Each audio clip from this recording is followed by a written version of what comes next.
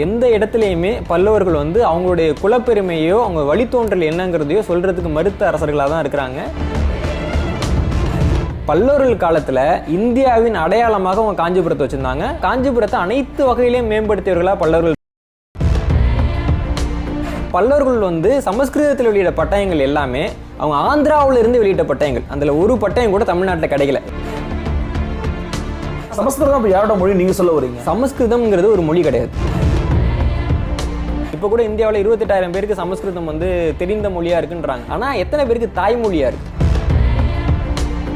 இப்போ கலாய்த்துங்கிற சொல் எங்கேருந்து வந்துச்சுன்னு பார்க்க போனா, இறையனார் கலவியல் அகப்பொருள் உரைங்கிற புத்தகத்துல 8ஆம் நூற்றாண்டுல தமரோடு கலாய்த்து அப்படின்னு இருக்கு. புருஷனும் பொண்டாட்டியும் வந்து பேசிட்டு இருந்தப்போ பொண்டாட்டி வந்து சண்டைக்கு போறத புருஷனை கலாய்ச்சாங்க அவங்க அப்படின்னு இருக்குது. தமிழை பயன்படுத்தி நம்மளால ஒரு பிரெஞ்சு எழுத்தாளரோட பெயரை எழுத முடியுதுன்னா நம்ம பல்லவர்களுக்கு தான் அங்கே நன்றி சொல்லணும். உண்மையிலேயே விநாயகர் இறக்குமதி செய்யப்பட்ட கடவுள் தானா? இப்போ வந்து விநாயகர் சிலை, விநாயகர் வழிபாடு எல்லாமே வந்து வட இந்தியாவிலேருந்தோ இல்லை தமிழ்நில பரப்புக்கு வெளியிலேருந்தோ வந்திருக்குன்னா, விநாயகர் சம்பந்தப்பட்ட தொன்மங்கள் எல்லாமே தமிழ்நாட்டை சுற்றி மட்டும்தான் கிடைக்குது. எப்படி இது கிடைக்குது? ஆசீர்வாதத்தை இவங்களால வெளியேற்ற முடியலன்றப்போ விநாயகரை வந்து இந்த வைதிக சமயங்கள் வந்து உள்வாங்குறாங்க. விநாயகர் வழிபாடு என்பது தமிழகத்தில் இருந்து இந்தியா முழுக்க கிளைத்த ஒரு வழிபாடு. நம்ம வந்து வட இந்தியாவிலேருந்து தமிழ்நாட்டுக்கு வந்த வழிபாடுன்னு தவறுதலாக சொல்லிக்கிட்டு இருக்கோம். அந்த கருத்துருவாக்கம் முதல்ல தப்பு. மரத்துக்கு மாற்றாக கல்லை கொண்டு கோயில் கட்டினவன் யாருன்னு பார்க்க போனா மகேந்திரவர்மன் பல்லவன். அதனால அவனுக்கு விசித்திர சித்தன்னு பேர் வச்சாங்க. தமிழர்கள் மிக முக்கியமாக தமிழ் புலவர்கள் அன்னைக்கு வந்து பல்லவர்களை புறக்கணித்தார்கள் அப்படின்ட்டு பரமசிவன் தன்னுடைய பண்பாட்டு அசைவுகள் நூலில் அதை பதிவு பண்றாரு. சோழர்களுடைய புறக்கணிப்பால தொடங்கி சோழர்கள் வந்து அங்கீகாரம் கொடுக்குறப்ப மறைஞ்சி சோழர்களுக்குள்ளாக ஒடுங்கி இன்னைக்கும் தமிழ்ல வந்து இயங்கிக்கிட்டு இருக்க ஒரு சமூகமாக தான் பல்லவ சமுதாயம் இருக்கு.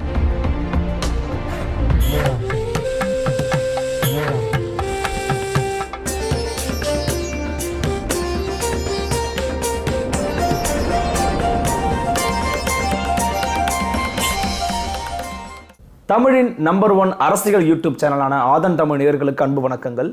இன்று நம்முடைய ஆதன் தமிழின் தமிழ் உலா நிகழ்ச்சியில் இணைந்திருக்கக்கூடிய சிறப்பு விருந்தினர் எழுத்தாளர் மரியாதைக்குரிய திரு மன்னர் மன்னன் அவர்கள். வாருங்கள் அவரோட ஒரு சிறப்பு நேர்காணல். வணக்கம் அண்ணா.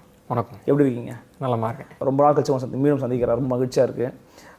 எழுத்து உலகத்தில், முக்கியமாக வரலாற்று உலகத்தில் தொடர்ந்து பயணிக்கக்கூடிய ஒரு நபர் நீங்கள். அந்த அடிப்படையில் உங்களுடைய பல்லவர் வரலாறு புத்தகத்தை நம்மளால் படிக்க முடிஞ்சது. பல்லவர்கள் வரலாறு பற்றி பல விதமான விமர்சனமான கேள்விகளும் இன்னுமே தமிழ் உலகத்தில் இருந்துகிட்டு தான் இருக்குது. அந்த அடிப்படையில் இந்த களம் அப்படிங்கிற உரையாடல் அப்படிங்கிறது பல்லவர்கள் வரலாற்றை பற்றியும் பல்லவர்கள் மீதான விமர்சனங்களை பற்றியுமான ஒரு உரையாடலாக இருக்கணும்னு நான் விரும்புகிறேன். அந்த அடிப்படையில் என்னுடைய முதல் கேள்வி அப்படிங்கிறது, பல்லவர்கள் யார்? அவர்கள் சாதவாகன பேரரசன் சிற்றரசுகள் அப்படின்னு சொல்லப்படுகிறது. சோழர்களுக்கு பின்னாடி வந்தவங்கன்னு சொல்லப்படுகிறது. உண்மையிலேயே பல்லவர்கள் அப்படிங்கிறவங்க யார்? இப்போ நம்ம தமிழகத்தை யார் யார் எந்தெந்த காலத்தில் ஆட்சி பண்ணாங்க அப்படின்னு நம்ம பார்க்குறப்போ நமக்கு சங்க காலம் அப்படின்னு ஒன்று சொல்கிறோம். அதற்கு பிறகு பல்லவர்கள் காலம், அப்புறமா தான் பிற்கால சேர சோழ பாண்டியர்கள் வர்றாங்க. நடுவில் களப்பிரர்கள் காலம் அப்படின்னு ஒன்று வருது. இப்போ மூவேந்தர்கள் இருக்காங்க சங்க காலத்தில். சேர சோழ பாண்டியர் இருக்கிறாங்க. அது இல்லாமல் 11 வேளிர்கள் இருக்காங்க. இப்போ இவங்க அனைவருக்கும் மாற்றா தமிழ்நாட்டில் ஒரு பெரிய ஆட்சியை கொடுத்தவங்க பல்லவர்கள் அப்படின்னு நம்ம பார்க்கலாம். இன்னொரு பக்கம் இப்போ பல்லவர்கள் சாதவாகனர்களுடைய சிற்றரசராக இருந்தாங்களா அப்படின்னா ஆமாம் இருந்தாங்க. அதுலேயும் நம்ம மறுக்கிறதுக்கு இல்லை. உதாரணமாக சொல்லணும்னா, இப்போ பிற்காலத்தில் சோழர்கள் வர்றாங்க. சங்க காலத்தில் சோழர்கள் இருக்காங்க, திருப்பி பிற்காலத்தில் சோழர்கள் வர்றாங்கன்றப்போ நடுவில் அவங்க எங்கே போனாங்கன்னு பார்க்குறப்போ சோழர்கள் பல்லவர்களுக்கு சிற்றரசர்களாக இருந்திருக்காங்க. பல்லவர்களுக்கு சோழர்கள் இருந்திருக்காங்க. ஆதித்த சோழன் காலத்தில் பார்த்தீங்கன்னா பல்லவர்கள் திருப்புரம்பியம் போரெல்லாம் இருக்கிறப்ப ஆதித்த சோழன் பல்லவர்களுக்காக சண்டை போட்ட ஒரு நபராக தான் இருந்திருக்காரு. ஆக மொத்தம் அரசாட்சியை பொறுத்த வரைக்கும் யார் வேணாலும் ஒரு சமயத்தில் புகழ்மிக்க அரச குடும்பமாக மாறலாம். இன்னொரு சமயத்தில் அவங்களுடைய ஆட்சி குறையலாம். இப்போ சோழர்கள் உச்சத்தில் இருந்த காலத்தில் பாண்டியர்கள் சிற்றரசர்கள் மாதிரி ஒரு நிலைமையில இருந்தாங்க. அவங்க ஆட்சியை தக்க வச்சுக்க முடியலன்ட்டு அவங்க சொந்த நாட்டை விட்டு இலங்கைக்கு அவங்க போய் தஞ்சம் புகுந்து அங்கே இருந்ததெல்லாம் கூட பாண்டியர்களுக்கு நடந்திருக்குது. அப்படி பார்க்குறப்போ பல்லவர்கள்ங்கிறவங்க ஆமாம் சாதவாகனர்களுக்கு கொஞ்ச நாள் இருந்தவங்க தான். இருந்தாலும் கூட தமிழக வரலாறுல மிகப்பெரிய பரப்பை, அதாவது மூவேந்தர்களுக்கு மாற்றா ஒரு ஆட்சியை கொடுத்தாங்கன்றப்போ தமிழக வரலாறுல ஒரு பெரும் பகுதியை வகிக்கக்கூடியவங்களா பல்லவர்கள் இருக்காங்க. அதனால அவங்க நம்ம போற போக்கில் குறைச்சி மதிப்பிட முடியாது. இல்லை, பல்லவர்கள் அவங்க மீது இன்னொரு கேள்வியுமே இருக்கு. பல்லவர்கள் பிராமணர்கள் அப்படின்னு சொல்லப்படுகிறது. அவங்க தமிழர்களே இல்லை அப்படின்னு சொல்லப்படுகிறது. உண்மையிலேயே பல்லவர்கள் அப்படிங்கிறவங்கள நீங்க எப்படி வரையறுக்கிறீங்க? அது என்னென்னா இப்போது பிராமணர்கள்னு ஏன் சொல்கிறாங்க அப்படின்னு பார்க்க போனால் பல்லவர்களுடைய முதல்கட்ட பல்லவர்கள் பார்க்குறப்போ அவங்க வந்து பட்டயங்களில் நாங்கள் வந்து பரத்வாஜ குலத்தை சேர்ந்தவங்க அப்படின்னு சொல்கிறாங்க. பரத்வாஜ குலம்ங்கிறது பிராமணர்களுடைய குலம் தான். அதை அடிப்படையாக வச்சு வந்து அவங்க பிராமணர்கள் அப்படின்னு சொல்கிறாங்க. ஆனால் நம்ம கவனிக்க வேண்டிய செய்தி என்ன அப்படின்னா, இப்போ பல்லவர்களை பொறுத்த வரைக்கும் அவங்க வந்து அரசர்கள்னால் நாங்கள் வந்து மரபாக அரசர்களாக வர்றவங்க அப்படின்னு சொல்லிக்கக்கூடியவங்க போர் தொழில் பண்ணக்கூடிய ஒரு அரசர்கள்ங்கிறப்போ பிராமணர்களுக்கு வந்து போர் தொழில் முதல்ல கிடையாது ஒன்று. ரெண்டாவது வந்து ஒவ்வொரு பேருக்கும் வந்து அந்த குலம் வந்து வகுக்குறாங்க. இவங்க வந்து இந்தந்த பேர் தான் வச்சுக்க முடியும். உதாரணமாக வந்து இப்போ சர்மன் அப்படிங்கிற பேர் வந்து பிராமணர்கள் தான் வச்சுக்க முடியும். சர்மா அப்படின்லாம் வருது இல்லைங்களா, அது வந்து பிராமணர்களுக்கான குலப்பேர். அதே மாதிரி வர்மன் அப்படிங்கிறது வந்து சத்திரியர்களுக்கான குலப்பேர். இது வந்து நான் சொல்லலை, அமரகோசம் நிகண்டு அப்படின்னு சொல்லிட்டு உங்கள் வடமொழிக்கு பயன்படுத்துகிற நிகண்டில் தான் இந்த விளக்கம் இருக்குது. அது இல்லாமல் அக்னி புராணம்னு ஒரு புராணம் இருக்குது, அது இந்த விளக்கத்தை தான் அவங்க கொடுக்குறாங்க. இன்னொன்னா வர்மன் அப்படிங்கிற பேரை வச்சுக்கிட்டவங்க வேற யாருன்னு பார்க்க போனால் பிற்காலத்தில் சோழர்கள், பாண்டியர்கள் எல்லாருமே அதை பயன்படுத்த ஆரம்பிக்கிறாங்க. அப்போ வந்து சத்திரியர்களுக்கான குலப்பேர். இப்போ பிராமணர்கள் அப்படின்னா அவங்க வந்து சத்திரியர்களுக்கான குலப்பேரை ஏன் பயன்படுத்த போகிறாங்க ஒன்று. ரெண்டாவது விஷயம் என்னென்னா, இப்போ பல்லவர்களை பொறுத்த வரைக்கும் அவங்களுக்கு வந்து சத்திரிய சிகாமணி அப்படின்லாம் பட்டப்பேர் இருந்தது. நீங்கள் வந்து இப்போது ராஜராஜேஸ்வரம்னு சொல்கிற மாதிரி இந்த மாமல்லபுரம் கோயிலுக்கு பார்க்குறப்போ சத்திரிய சிகாமணிங்கிற பேர் கொண்ட அரசனால் உருவாக்கப்பட்ட கோயில் அப்படின்னு தான் அவங்க அதில் குறிப்பிடுறாங்க. சத்திரியன்ற வார்த்தை வந்து அவங்க பட்டங்களில் ரொம்ப அதிகமாக பயன்படுத்தப்பட்டிருக்கு.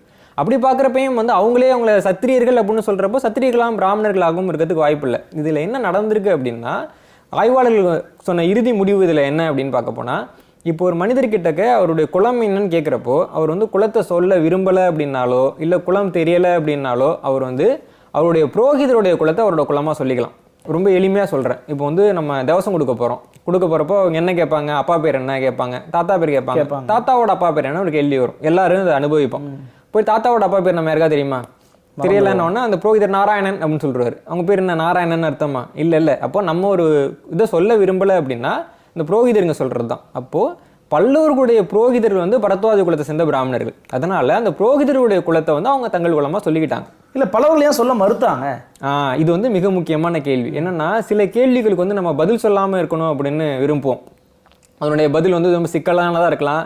இல்லை வந்து அந்த கேள்வி காரணமாக வந்து நம்ம சில பிரச்சனைகளை சந்திச்சிருக்கலாம். அப்போ என்ன ஆகுனா, சரி இது எதுக்கு சொல்லிக்கிட்டு அப்படின்னு பார்க்க போனோம். இதில் மட்டும் இல்லை, பல்லவர்களுடைய எந்த பட்டயத்திலையும் குலமுறை வைப்புன்னு ஒன்று இருக்காது. இப்போ சோழர் பட்டயத்தை பார்த்தீங்கன்னா எங்கள் அப்பா நாங்கள் அப்படி வந்தோம் இப்படி வந்தோம் 2000 வருஷத்துக்கு ஏதாவது ஒரு கதையாவது அவங்க சொல்லியிருப்பாங்க. நாங்கள் உயர்ந்த குலத்திலேருந்து வந்தவங்க அப்படின்லாம் அவங்க அதில் குறிப்பிட்டிருப்பாங்க. பல்லவர் பட்டயம் வந்து அப்படி ஆரம்பிக்காது. நேரடியாக இந்த அரசன் ஆட்சி ஆண்டு அப்படின்னு ஆரம்பிக்கும். இந்த பட்டம்னு மட்டும் இல்லை, எந்த இடத்துலையுமே பல்லவர்கள் வந்து அவங்களுடைய குலப்பெருமையோ அவங்க வழித்தோன்றல் என்னங்கிறதையோ சொல்கிறதுக்கு மறுத்த அரசர்களாக தான் இருக்கிறாங்க. எனக்கு அதுலேருந்து கிடைச்ச செய்தி என்ன அப்படின்னு பார்க்க போனால், அவங்க வந்து அவர்கள் தோன்றிய விஷயம் இருக்கு இல்லையா, அதனால அவங்க இதுக்கு ஏதோ சிக்கல் அனுபவிச்சிருக்கிறாங்க. அதனால திருப்பி அதை நினைவுக்கு கொண்டு வர வேணாம், அந்த கடந்த காலத்தை பற்றி நம்ம பேச வேணாம் அப்படின்னு நினைத்த அரசர்களாக நான் பல்லவர்களை பார்க்குறேன். இந்த நிலைமை தமிழ்நாட்டில் வேற எந்த அரசர்களுக்கும் வந்தது கிடையாது. இல்லை அப்போது இப்போ என்ன மாதிரி கேள்விகள் முன்வைக்கப்படுது அப்படின்னா, இப்படி வந்து தங்களை யார் அப்படின்னு அடையாளப்படுத்த மறுத்திருக்கிறாங்க அல்லது மறைச்சிருக்கிறாங்க அப்படின்னா அவங்க தமிழர்கள் கிடையாது. அவங்க வந்து கண்டிப்பாக தெலுங்கை தாய்மொழியாக கொண்டவர்களோ அல்லது சாதவாகன பேரரசு அப்படின்னா கண்டிப்பாக தமிழ்நாட்டுக்கு அந்த பக்கம் தான் இருக்குது அப்படின்னா நிச்சயமாக தமிழர்களுக்கும் அவங்களுக்கு தொடர்பு இல்லை அப்படிங்கிறாங்க. ரொம்ப குறிப்பாக சொல்லணும்னா அவருடைய பட்டயங்களை பார்க்க போனோம்னா பிராகிருதத்துக்கு முக்கியத்துவம் கொடுத்துருக்குறாங்க.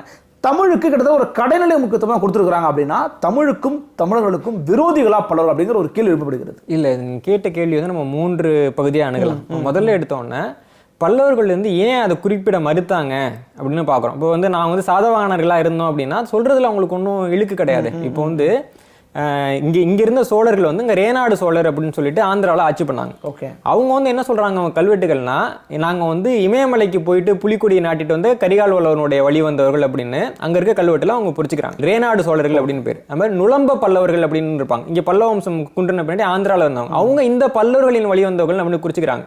அவர்கள் வந்து வேற ஏதாவது ஒரு இன்னொரு அரச இடத்துலேருந்து அதாவது ஆந்திரத்தை பூர்வீகமாகவோ இல்லை வேற ஏதாவது ஒரு பகுதியை பூர்வீகமாக கொண்டவங்களா இருந்திருந்தாங்கன்னா அதை அவங்க கண்டிப்பாக வந்து குறிச்சிருப்பாங்க. ஆனால் வந்து அது எந்த இடங்கிறத குறிக்கவே விரும்பலைங்கிறது ஒன்றாவது காட்டுது. ரெண்டாவது, வெளிநபர்களா உள்நபர்களா அப்படின்னு நம்ம முதல்ல பார்க்கணும். இப்போ வந்து பல்லவர்கள் காஞ்சிபுரத்தை தலைநகரமாக வச்சு ஆட்சி பண்ணுறப்போ அவங்க காஞ்சிபுரம் இல்லாமல் வேற எந்த பகுதியுமே தலைநகரமாக ஏற்றுக்கல.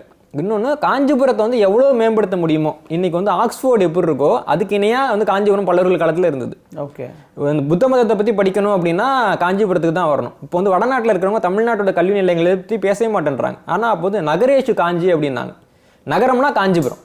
இன்னைக்கு வந்து இப்படி சென்னை வந்து தமிழ்நாட்டுக்கு ஒரு அடையாளமாக இருக்குதோ, நம்ம வந்து மும்பையை வந்து இந்தியாவில் மிக முக்கியமான நகரமாக சொல்கிறோமோ, அந்த மாதிரி பல்லவர்கள் காலத்தில் இந்தியாவின் அடையாளமாக அவங்க காஞ்சிபுரத்தை வச்சுருந்தாங்க. அவங்க காஞ்சிபுரத்தை விட்டு அகலவே இல்லை. காஞ்சிபுரத்தை அனைத்து வகையிலையும் மேம்படுத்தியவர்களாக பல்லவர்கள் இருக்காங்க. அப்போது காஞ்சிபுரத்தை அவங்க தாய்மண்ணாக பார்த்தாங்க அப்படிங்கிறது தான். இப்போ வந்து பல்லவர்கள் வந்து காஞ்சிபுரத்தில் இருந்தாங்க, ஆனால் வந்து வேற இன்னொரு இடத்து மேலே பற்று வச்சுருந்தாங்க அப்படின்னும், பிற்காலத்தில் பல்லவர்கள் திருப்பி ஆந்திராவுக்கு போயிட்டு அவங்க பழைய பூர்வீகத்தை தேர்ந்தாங்கன்னு அப்படின்னு கிடையாது. பல்லவர்கள் காஞ்சிபுரம் தான் வேணும்னு நினச்சாங்க. முதல்லேருந்து அவங்க ஆட்சி முடிகிற வரைக்கும் அவங்க காஞ்சிபுரத்தில் மட்டும்தான் ஆட்சி பண்ணாங்க. காஞ்சிபுரம் தான் எங்கள் அடையாளம், இந்த மண்ணு தான் எங்கள் அடையாளம் அப்படின்னு தான் பல்லவர்கள் வாழ்ந்துருக்காங்க. அதனால் அவர்கள் வந்து அந்நியர்கள், அதை சொல்கிறதுக்காக அவங்க கூச்சப்பட்டுட்டு சொல்லாமல் இருந்தாங்க அப்படின்னு நம்ம அதில் புரிஞ்சுக்கிறதுக்கான இடமே இல்லை.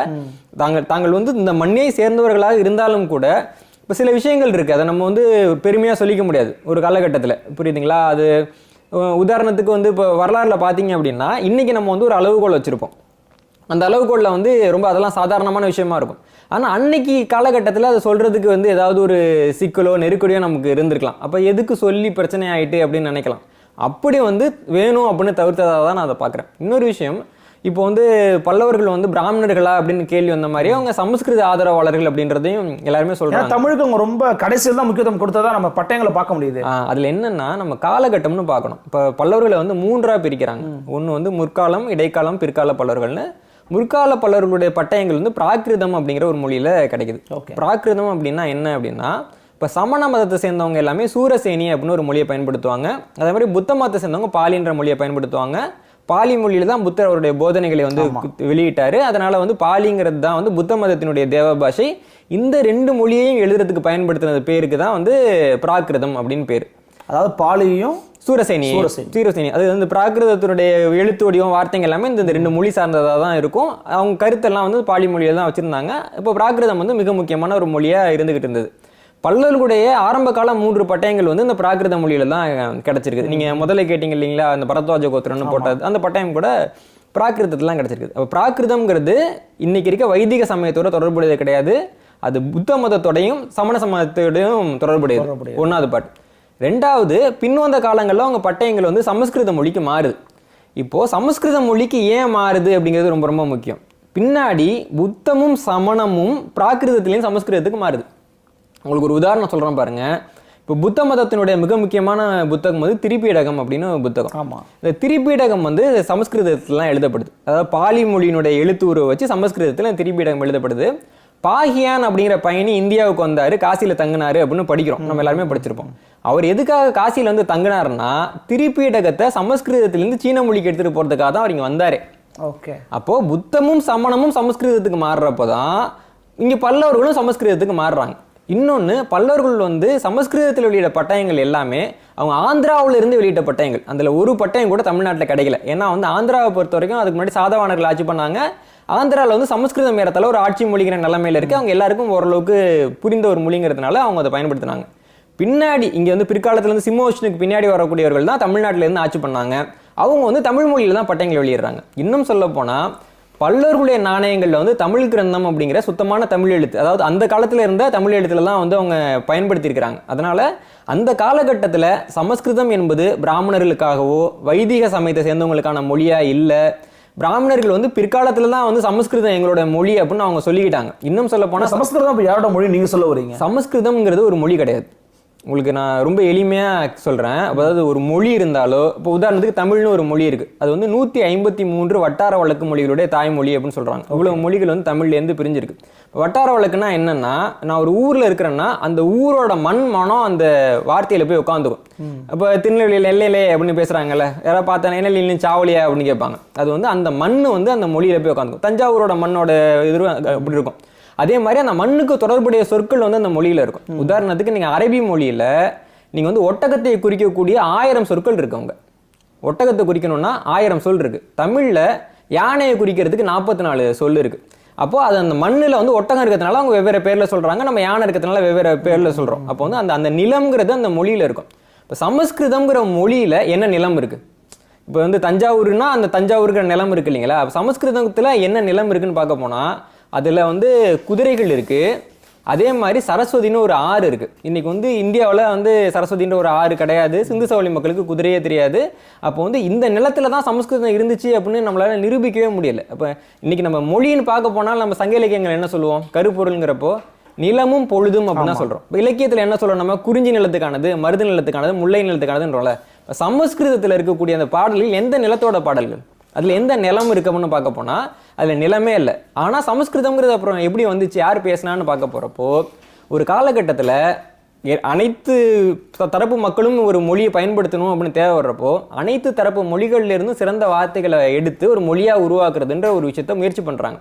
அப்படி கிடைக்கிறதா சமஸ்கிருதம். சமஸ்கிருதம் அப்படின்னா சமைக்கப்பட்ட கிருதம், சமைக்கப்பட்ட மொழி அப்படின்னு அர்த்தம். இன்னும் சொல்லப்போனால் சமஸ்கிருதத்தில் திராவிட குடும்பத்தை சேர்ந்த நிறைய சொற்கள் இருக்கு. ஐராவத மகாதேவன் வந்து அதை பற்றி ஒரு ஆய்வு கட்டுரையும் எழுதியிருக்கிறாரு. அதில் வந்து பாலி மொழியினுடைய சொற்கள் இருக்கு, சூரசேனி மொழியோட சொற்கள் இருக்கு, பாரசீகத்தினுடைய பழைய பாரசீகத்தை சேர்ந்த நிறைய சொற்கள் இருக்கு. இந்த மாதிரி நிறைய சொற்கள் இருக்கு. சமஸ்கிருதம் வந்து பெரும்பான்மையாக யார் வச்சிருந்தாங்க அப்படின்னு பார்க்க போனால் இந்தியாவுக்குள்ள ஐரோப்பிய பகுதியிலேருந்து வந்தவங்க வச்சிருந்தாங்க. அப்போ அவங்களுடைய உச்சரிப்பு அதில் இருந்தது. உங்களுக்கு நான் ஒரு எளிமையாக ஒரு உதாரணம் சொல்கிறேன். இப்போ வந்து ஒரு மனிதன் வந்து எந்த மாதிரியான வெப்பத்திலேருந்து வர்றான் அப்படிங்கிறத வந்து அவன்கிட்ட பேசினா நீங்கள் தெரிஞ்சுக்கலாம். இப்போ நான் வெப்பமண்டலத்திலேருந்து வர்றேன் அப்படின்னா என்னுடைய இசையாக இருக்கட்டும், என் குரலாக இருக்கட்டும், என் மொழியாக இருக்கட்டும் சத்தமாக இருக்கும். ஏன்னா என்னால் வெப்பமண்டலத்தில் வாயை திறந்து பேச முடியும். புரியுதுங்களா? அப்போ என்னால் என்னோடய சத்தம் வந்து அதிகமாக இருக்கும். ஆனால் குளிர் பகுதியிலேருந்து வர்றவனுடைய மொழி வந்து இஸ்ன்னு அப்படி ரொம்ப மெல்லிஸாக தான் இருக்கும். ஏன்னா அவனால் வாயை திறந்து பேச முடியாது, சின்னதாக தான் பேசுவாங்க. ஆமாம், ரொம்ப ரொம்ப ஒலி குறைவாக தான். இப்போ வந்து ஃப்ரெஞ்சு எடுத்துக்கோங்க, இங்கிலீஷ் எடுத்துக்கோங்க, ஜெர்மன் எடுத்துக்கோங்க, டச் எடுத்துக்கங்க, இவங்க மொழி எல்லாமே சிஸ்னா இருக்கும். நம்ம கொஞ்சம் உத்து கவனிச்சா தான் புரியும். இந்த பிரச்சனை மனிதர்களுக்கு மட்டுமான பிரச்சனை கிடையாது. ஒரே இனத்தை சேர்ந்து 2 பாம்பு எடுத்து ஆய்வு பண்ணுறப்போ ஆசிய கண்டத்தில் வெப்பமண்டலத்தில் இருக்கிற அதே இனத்தை சேர்ந்த பாம்பு வேகமாக புஷ்ஷுன்னு கத்துது. ஆனால் ஐரோப்பிய கண்டத்தில் இருக்க அதே இனத்தை சேர்ந்த பாம்பு மெதுவாக கத்துது அப்படின்னு நிரூபிச்சிருக்காங்க. மிருகங்கள்ட்டே இருக்கு. அப்போ நிலம்ங்கிறது நம்முடைய மொழி உச்சரிப்புலலாம் வந்து ஆதிக்கம் செலுத்துது. இப்போ சமஸ்கிருத மொழியினுடைய உச்சரிப்பு அப்போ எந்த மொழி குடும்பத்தை சேர்ந்தது? அதனுடைய உச்சரிப்பு மாதிரியே எந்த மொழி குடும்பத்தில் வருதுன்னா அது வந்து ஐரோப்பிய மொழி குடும்பத்துலேருந்து தான் வருது. அதனால தான் இந்தோ ஐரோப்பிய மொழி அப்படின்னு நம்ம இன்னைக்கு வரைக்கும் சொல்கிறோம். திராவிட மொழிகள்ங்கிறதுல ஏன் அதை கொண்டு வர முடியலன்னா அவங்க உச்சரிப்பு வேறு, இவங்க உச்சரிப்பு வேறு. ஆக மொத்தம் இந்த நிலத்தோடு தொடர்பு இல்லாத எந்த ஒரு நிலத்திலேருந்து உருவானது அப்படின்னு சொல்ல முடியாத ஒரு மொழி தான் வந்து சமஸ்கிருதம். அப்படி இருக்கிறப்போ அந்த மொழியை வந்து இவர்களுடைய மொழியாக இருந்தது அப்படின்னு சொல்ல முடியாது. இப்போ கூட இந்தியாவில் 28,000 பேருக்கு சமஸ்கிருதம் வந்து தெரிந்த மொழியாக இருக்குன்றாங்க.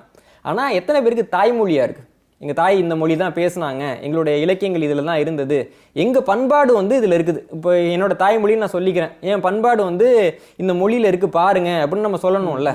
இன்னைக்கு வந்து மெட்ராஸில் வந்து கலாய்ச்சிக்கிட்டான் அப்படின்னு நம்ம பேசுகிறோம். இப்போ கலாய்த்துங்கிற சொல் எங்கேருந்து வந்துச்சுன்னு பார்க்க போனால் இறையனார் கலவியல் அகப்பொருள் உரைங்கிற புத்தகத்தில் 8ஆம் நூற்றாண்டில் தமரோடு கலாய்த்து அப்படின்னு இருக்குது. புருஷனோடு கலாய்த்து, புருஷனும் பொண்டாட்டியும் வந்து பேசிகிட்டு இருந்தப்போ பொண்டாட்டி வந்து சண்டைக்கு போகிறத புருஷனை கலாய்ச்சாங்க அவங்க அப்படின்னு இருக்குது. இப்போ கலாய்த்துன்னு மெட்ராஸில் பயன்படுத்துகிற சொல்லுக்கு நம்ம வந்து 8ஆம் நூற்றாண்டில் வேர்ச்சொல் காட்ட முடியுது இல்லைங்களா? இதுதான் வந்து வாழ்க்கை கூட அப்படியே சேர்ந்தே வர்றது. இப்போ மெட்ராஸில் குந்து அப்படின்றாங்க. குந்துன்றது வந்து ரொம்ப அழகான தமிழ் சொல், சங்க காலத்துலேருந்து இருக்குது. அதுக்கான உதாரணங்கள் வந்து ஆய்வறிஞர்கள் காட்டுறாங்க. இப்போது சமஸ்கிருதத்தில் அந்த மாதிரி மண் எங்கே இருக்குது, மக்கள் எங்கே இருக்காங்க அப்படின்னு பார்க்க போனால் எதுவுமே கிடையாது. அதனால் என்னை பொறுத்த வரைக்கும் வந்து இன்றைக்கி C++, ஜாவா படிக்கிறோம், அந்த டீகோடிங் என்கோடிங்க்கு நம்ம லாங்குவேஜ் படிக்கிறோம். அந்த மாதிரி ஒரு குறிப்பிட்ட இனக்குழு பயன்படுத்திய மொழி தான் சமஸ்கிருதம். இப்போ சமஸ்கிருதம் மட்டும்தான் அப்படி உருவானதா அப்படின்னு பார்க்க போனால் பின்னாடி ரஷ்யாவுக்கும் அமெரிக்காவுக்கும் நடுவில் சண்டை வந்தப்போ ரஷ்யாவை சம்மந்தப்பட்ட மொழியியல் அறிஞர்கள்லாம் ஒன்றாக கூடி எஸ்பெரண்டோ அப்படிங்கிற ஒரு மொழியை உருவாக்கினாங்க. எஸ்பெரண்டோங்கிறது இந்த மாதிரி உலகத்தில் இருக்கக்கூடிய தலை சிறந்த மொழிகளினுடைய சொற்கள்லாம் எடுத்து உருவாக்கப்பட்ட மொழி. ஆனால் ஒரு கட்டத்துக்கு அப்புறமா அந்த மொழி யாருக்குமே தாய்மொழியாக இல்லாததுனால அந்த மொழியை வந்து பேசுகிற ஆர்வம் மக்கள் கிட்ட குறைஞ்சிச்சு. இன்றைக்கும் வந்து KGB மாதிரியான உளவுத்துறை டாக்குமெண்ட்டை படிக்கிறவங்களுக்கு மட்டும் அந்த எஸ்பெரண்டோ மொழி தெரியும். ஏன்னா அது வந்து அது மாதிரி கோடிங்கான ஒரு கல்விக்கான கட்டமைக்கப்பட்ட ஒரு மொழி, ரகசியத்தை ஒரு குழு பயன்படுத்துறதுக்கான மொழி. இன்னைக்கு வந்து சமஸ்கிருதம் நமக்கு தெரியுதுன்னா ஒரு பொட்டி கடையில் போயிட்டு நம்ம பேரம் பேசி வாங்கவே முடியாது. அது என்னன்னா இதுதான் பாட்டுன்னு பாடிட்டு அந்த புத்தகத்தை வச்சுட்டு வந்துடலாமே தவிர பயன்பாட்டு மொழியாக நம்ம அதை சொல்ல முடியாது. அதனால இப்போ சமஸ்கிருதத்தை வந்து பல்லவர்கள் பயன்படுத்துறாங்கன்றப்போ அதனால அவர்கள் வந்து வைதிக நெறிக்காக தான் பயன்படுத்தினாங்க, பிராமணியத்துக்காக தான் பயன்படுத்துறாங்கன்னு சொல்றது தவறு. தமிழுக்கு என்ன செஞ்சாங்க? தமிழுக்கு அதிக முக்கியத்துவம் கொடுத்தாங்களா அப்படிங்கிறது கேள்வி இருக்குல்ல. இது ரொம்ப நல்ல கேள்வி. இதில் என்னன்னா பிற்கால பல்லவர்கள் வர்றாங்க இல்லைங்களா? நம்ம வந்து முதல்ல வந்து நம்ம பிராகிருதம்னு பார்க்குறோம், இடைக்காலத்தில் சமஸ்கிருதம்னு பார்க்குறோம். பிற்கால பல்லவர்களுடைய பட்டயங்கள், நாணயங்கள், கல்வெட்டுகள் இது எல்லாத்துலேயுமே அவங்க வந்து தமிழ் தான் பயன்படுத்தினாங்க. இன்னும் சொல்ல போனால் இப்போ சமஸ்கிருதம் வந்து எனக்கு தெரியுது, நான் வந்து தமிழில் ஒரு விஷயத்த சொல்லணும் அப்படின்னா என்னால் அப்போ சொல்ல முடியாது.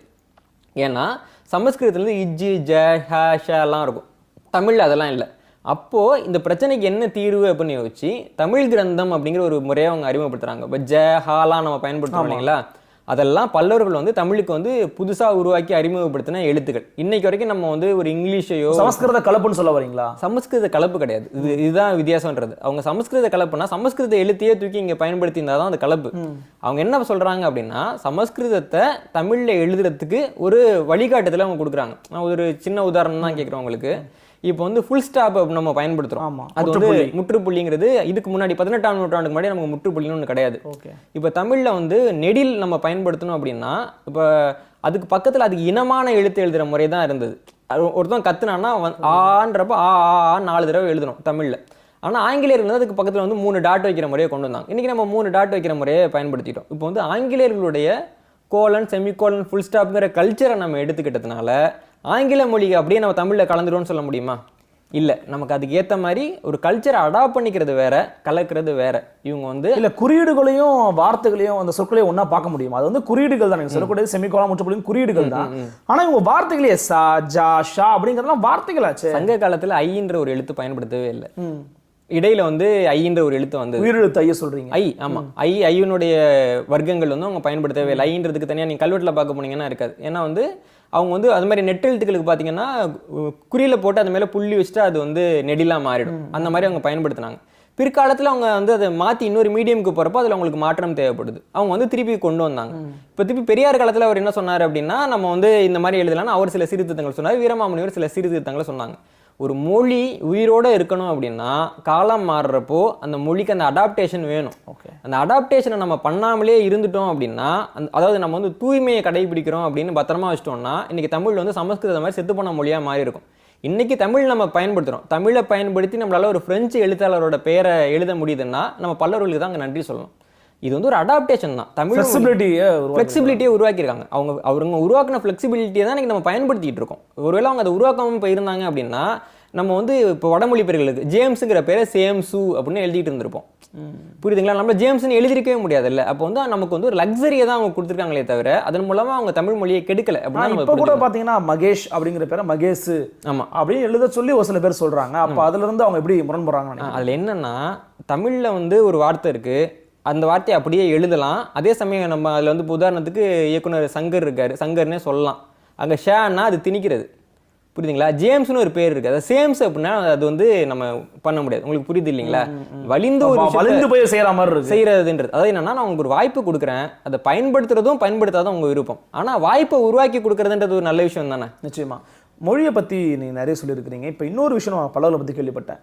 பல்லவர்கள் தான் வந்து தமிழ்நாட்டுக்குள்ளே ஏற்கனவே தமிழ்நாட்டு மண்ணில் வந்து முருக வழிபாடு தான் ரொம்ப அதிகமாக இருந்துகிட்டு இருந்துச்சு. தமிழ் கடவுள் தான் முருகன் அப்படிங்கிற மாதிரி ஒரு ஏற்கனவே வழியாக இருந்துகிட்டு இருந்துச்சு. ஆனால் பிள்ளையார் வழிபாடு விநாயகர் வழிபாடு அப்படிங்கிறத கொண்டு வந்ததே பல்லவர்கள் தான் அப்படின்னு சொல்லப்படுகிறது. உண்மையிலேயே விநாயகர் இறக்குமதி செய்யப்பட்ட கடவுள் தானா? அதில் பல்லவர்கள் மேலே வைக்கப்படுற இன்னொரு ரொம்ப புறம்பான குற்றச்சாட்டுகளில் ஒன்று வந்து இது. இல்லை நம்ம 2 விஷயத்தை புரிஞ்சுக்கணும். ஒன்றாவது வந்து பல்லவர்கள் வந்து வாதாபியிலேருந்து ஒரு விநாயகர் சிலையை இங்கே தமிழ்நாட்டுக்கு கொண்டு வந்தாங்க. அதான் நடந்தது. அந்த வாதாபி போரில் வந்து நடந்தது. அந்த வாதாபி வந்ததுக்கு பின்னாடி வந்து எல்லாருமே அவங்க கணபதியை வாதாபி கணபதினு சொல்லிக்க ஆரம்பிச்சாங்க. இந்த கணபதி தான் முதல் கணபதி அப்படின்னு மற்றவங்க சொன்னதுனால அப்போ வந்து முதல் கணபதியை கொண்டு வந்ததே பல்லவர்கள். அப்போ அவங்க தான் திணிச்சாங்க அப்படின்னு பின்னாடி இருக்கவங்க புரிஞ்சுக்கிட்டோம். இப்போ வந்து இது நடந்தது வந்து நரசிம்மவர்ம பல்லவன் காலத்தில். ஆனால் அதுக்கு முன்னாடியே நம்ம வந்து இன்னைக்கு பிள்ளையார்பட்டியில் இருக்கக்கூடிய விநாயகர் இருக்குல்ல, அது வந்து 5ஆம் நூற்றாண்டை சேர்ந்த ஒரு விநாயகர்.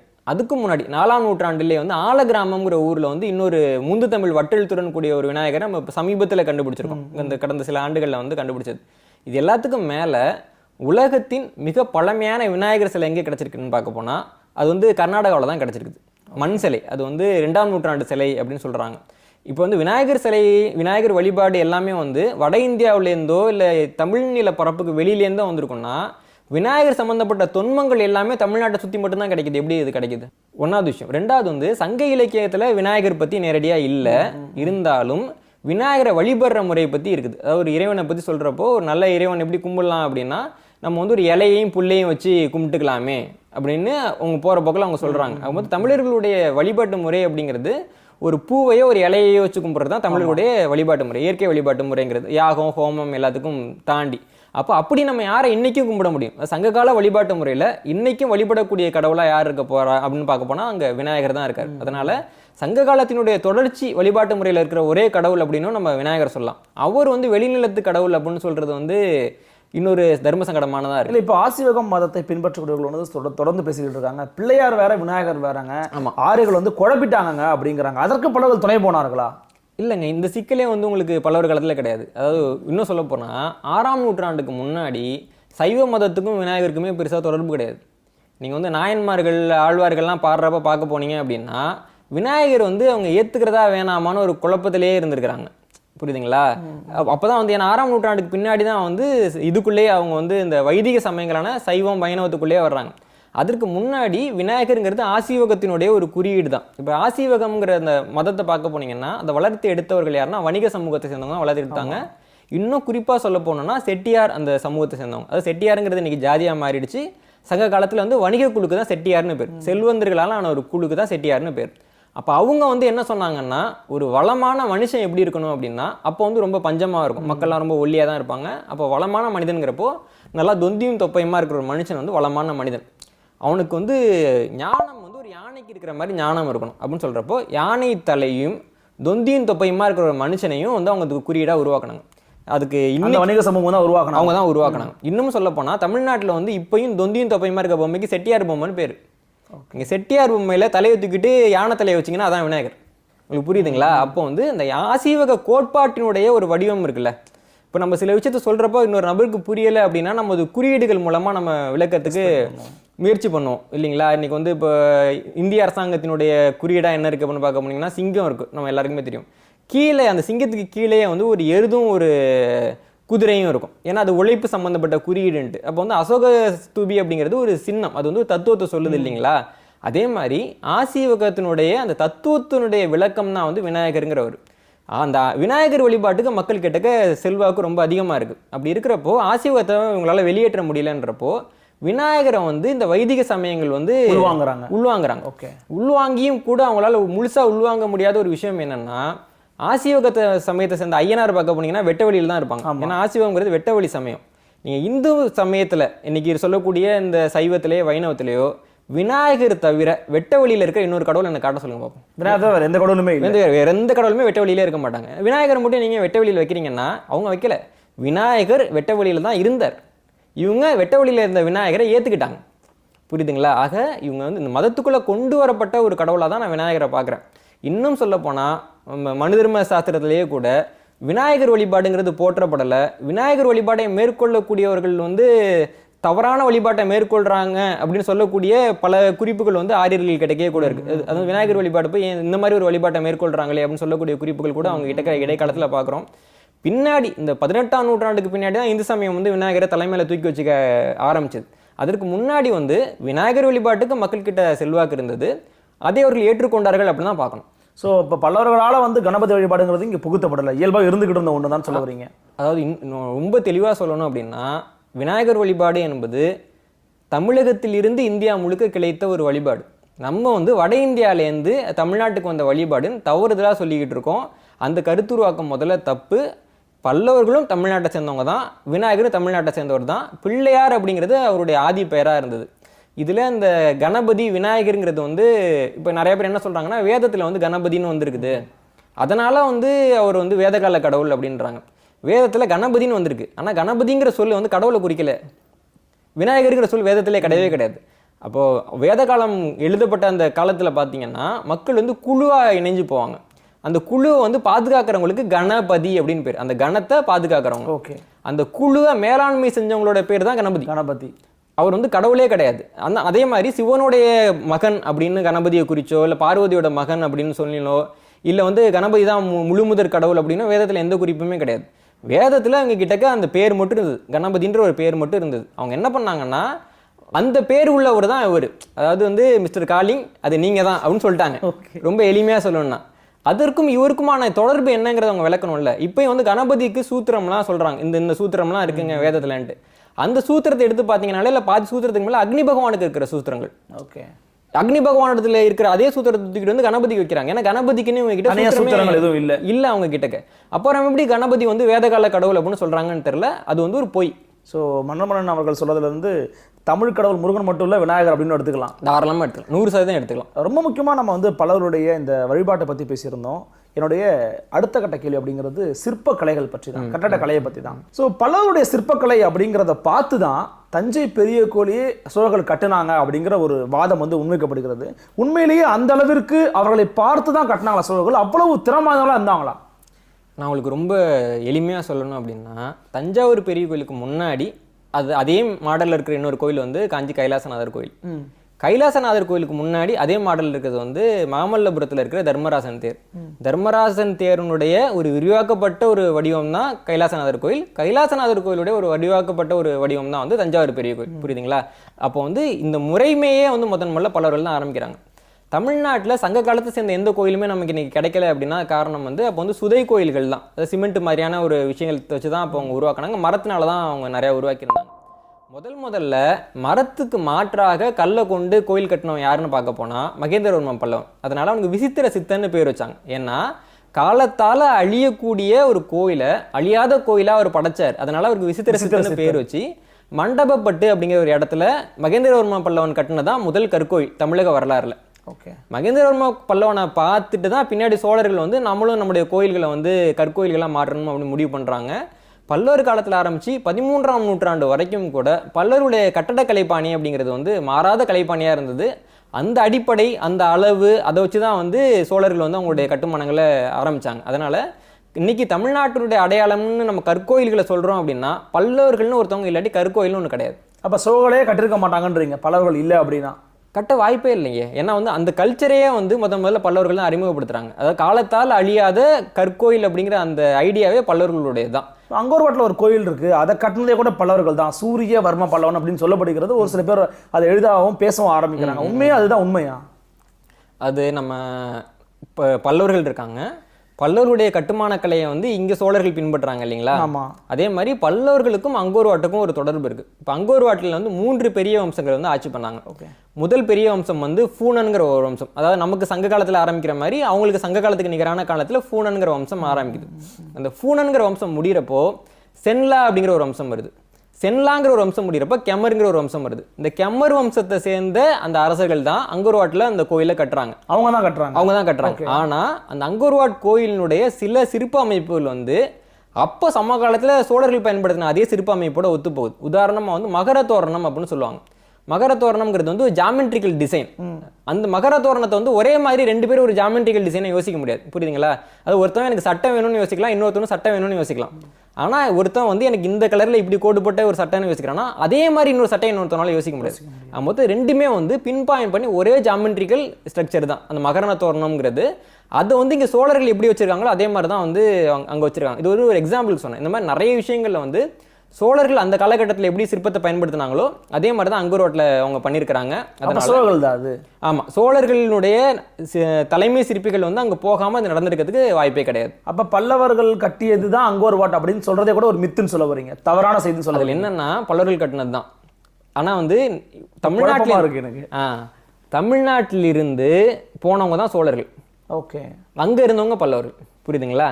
இப்போ நான் சொன்னேன் இல்லைங்களா உங்களுக்கு, ஃபூனன் வம்சம், சென்லா வம்சம், கெமர் வம்சம் 3 வம்சமுமே கம்போடிய அரச மரபு கூட பல்லவர்கள் கலந்ததால உருவான அரச மரபுகள். அப்போ இங்கிருந்தே அங்கே போயிருக்கிறாங்க. ஆமாம், அங்கோர்வாட்டுக்கு. ஆமாம் ஆமாம் ஆமாம். ஸோ கிட்டத்தட்ட இப்போ நம்ம அவங்களுடைய கட்டடக்கலை பற்றி கூட பேசிட்டோம். அடுத்த கட்ட கேள்வி அப்படிங்கிறது அவங்களுடைய கடல் படை அப்படிங்கிறது தான். கடற்படையை வந்து ரொம்ப வலிமையாக வச்சுருந்தாங்க. முதல்ல கடற்படையை ஆரம்பிச்சதே பல்லவர்கள் தான் அப்படின்லாம் கூட சொல்லப்படுகிறது.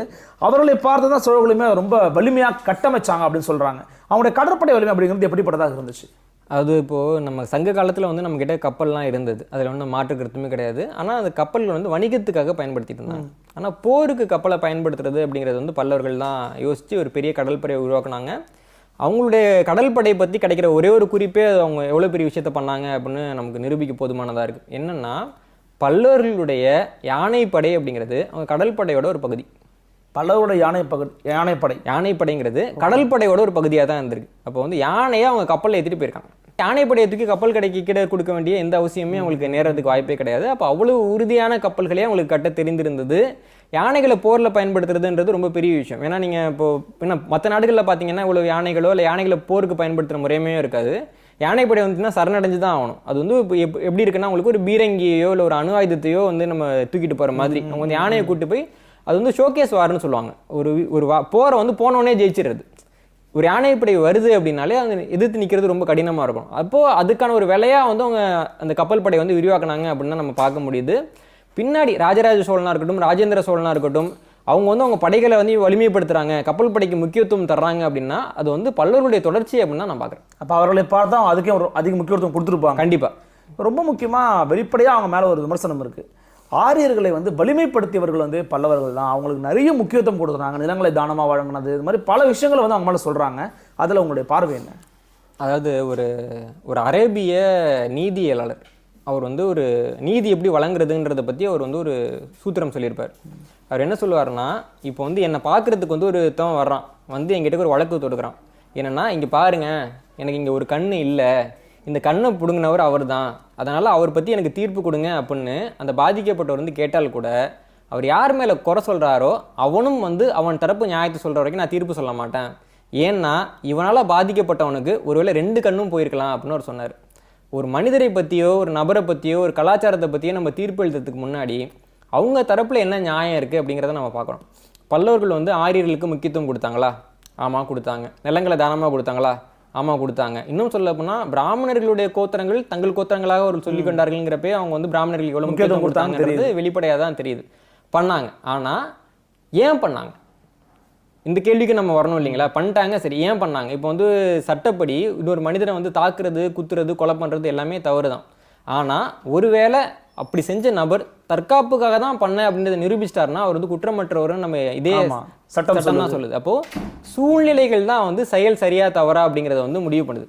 பல்லவர்கள் வந்து பிராமணர்களுக்கு இதெல்லாம் கொடுத்தாங்கன்னு நம்ம கோவப்படுறப்போ ஏன் கொடுத்தாங்க அப்படின்ற ஒரு கேள்வி நமக்கு வரணும் இல்லைங்களா? இன்னைக்கு வந்து தேவாரம்னு ஒரு பாடல் இருக்குது. நமக்கு நல்லா தேவாரம் பற்றி நமக்கு சொல்லணும்னு இல்லை. சைவத்தில் வந்து மிக உயர்ந்த பாடல்கள் தேவார பாடல்கள் தான். தேவாரம் பாடின மூவருமே வந்து பல்லவர்களுடைய ஒரு கோயிலை கூட பாடல. பல்லவர்கள் தான் முதல்ல வந்து கருங்கோயிலை கொண்டு வந்தாங்கன்னு பார்க்குறோம். இன்னைக்கு இருக்கக்கூடிய மிகச்சிறந்த கோயில்கள் வந்து கருங்கோயில்கள் அப்படின்னு தான் நம்ம பார்க்குறோம். அதுக்கு அந்த கல்தளிகள்லாம் கொண்டு வந்தாங்கன்னு பார்க்குறோம். பல்லவருடைய கோயிலை பற்றி மட்டும் ஏன் பாடலை?